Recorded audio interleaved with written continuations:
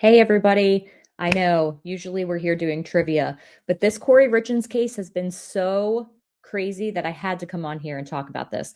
After listening to Robert Josh Grossman's, Corey's lover's testimony, I had so many thoughts going through my head, and I thought, hey, let me just do a video and tell everybody what's going on. Just a little caveat ahead of time. I know you guys know that I'm a trivia buff, but also I am a psychologist. And so, with that, I want to say that what I'm talking about today is not me diagnosing anyone. I don't know Corey Richins. I've never met her. I have no idea. I am just making observations about behavior based upon the information that we have seen um, in the trial and other documents that I've read. So this is not any kind of professional service that I'm doing. This is just my opinion based upon my professional experience. And what I want to talk about today is some of the behavior of Corey and why I think some of this behavior may be psychopathic in nature. So psychopathic behavior can include all kinds of things, but in relationships, it's often a psychopath or somebody who has psychopathic behavior will use people as a means to an end. And once they don't need them anymore, they ditch them. And what I believe is that Corey had a lot of different plans throughout the time that they were together, that she and Josh were together. So why would somebody like Corey be with somebody like Josh? He had a history of drug use, a history of criminal behavior. He was homeless. Well, what I think is number one, free work. He was obviously smitten with her, and I imagine she picked up on that pretty quickly because people with psychopathic behavior are pretty good at picking up on the behavior of others, and they're pretty intuitive about what other people are thinking and feeling, even though they have a hard time feeling those things. Um, I think that she saw him as a puppet. I think she saw him as someone that she could easily control, and she really liked that. Now, I don't know if she had planned to get rid of Eric when they first met, but I think that this was something that evolved over time. And I don't know about you guys, but it seems like she and Josh didn't really spend a whole lot of time together. I could be wrong. We don't have all of the texts. We don't really know, but it did seem like she was kind of putting him off often from the texts that we have seen.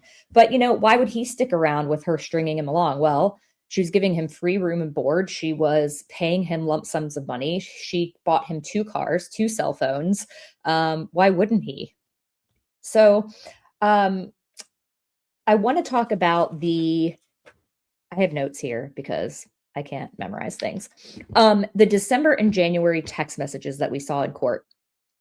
First of all, she's talking about, oh, I was watching the show Dope Sick, and I just thought about how, didn't you say you used drugs before?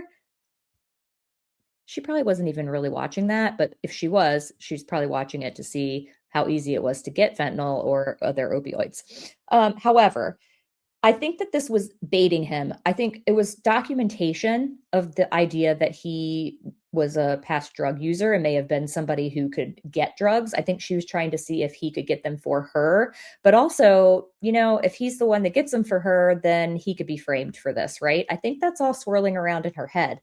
I think that she's like, oh, haven't you used drugs? And he's like, babe, we've discussed this before. And she's like, no, we haven't. And he's like, yeah, on a few occasions. And he's like, I'm not putting all this detail in writing. He was smart enough to not list off the things that he's used, right? And she's basically gaslighting him, I think, into being like, no, we haven't. We haven't talked about this, because she wants him to say it. She wants him to detail it in texts. Now, in the same kind of set of text messages from December into January, early January, she's talking about how, she has this fantasy about how they're going to live together, how they're going to be together. And then in the end is sort of like, I want my cake and I want to eat it too. I can't break up my family. And he's like, wait, I thought you were getting a divorce. I think that she was setting him up to make it seem like he had no other option but to end Eric's life. I think she was trying to frame him with these text messages to frustrate him enough that it would look like he had a good motive for killing Eric. And he didn't bite.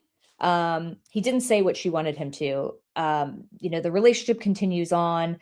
He kind of acknowledges yeah, I want to be with you and everything, but I get it. And she's like, oh, but I'm so selfish, blah, blah, blah. I think that she wanted him to get angry about it. And he didn't get very angry about it. So I think she was trying to kind of use these conversations against him, and also to make herself look very innocent, like, oh, I'm not going to leave my husband. Everything's fine. And I recognize that this can't actually happen. So this would not be a motive for me to do anything wrong. So then she, a few weeks after, when they finally got together, after Eric had passed away, she has this conversation with him right in the truck, and they're talking about all these different things. And, I think she was kind of spiraling a little bit, but I think within that, she was also, setting some things up. Now, people who display psychopathic behavior, they often mimic others. And because they don't know how to feel, they don't know how to act and feel in these situations. They're very disconnected from humanity, from the human side, from humanity. And her asking him, what is it like, or have you ever killed people before? And then what did it feel like? I think that she was trying to figure out how she should not be acting and feeling so that she did not appear to be guilty. And I think any emotional spiraling that she had was probably related to the fact that during that time, the cops were searching her house. She was, this was sort of beginning of April. So then into May. I think the reason they probably didn't go on that trip that they had planned is because the cops were like really looking into her, and she wanted to be around to stay in control of what was happening. She also thought at that point, probably, well, maybe this will actually look bad after all. I probably shouldn't go on this trip. Which I have other thoughts about that, but maybe another video. Now, I think when he said things changed after Eric died, the reason things changed in the relationship, in my opinion, is because she didn't need him anymore. She had hoped, I think she stayed with him for that next 8 months, I think it was, 7 or 8 months. She stayed with him because she kept hoping that he would be looked at, that he would be, he moves in with her, that he would be sort of a suspect in all of this. And when she was seeing like he's not a suspect, he's probably just a liability at this point, she let him go. She kicked him out in November of 2022. So, this is that whole, like, he served a purpose and now he doesn't serve that purpose anymore. So he's got to go. Now, he became homeless after that. There's rumor that he was using drugs and that's why she kicked him out. But I mean, I don't know if that's true or not. But then he kind of went back to this life of like petty crimes and trespassing, and he was sleeping in his truck that she bought him.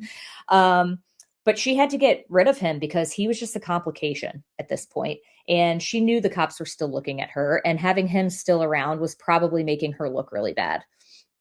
So those are my thoughts on him. I don't think that she was ever emotionally invested in him. I think that he was always a means to an end, sort of like, how can I use him?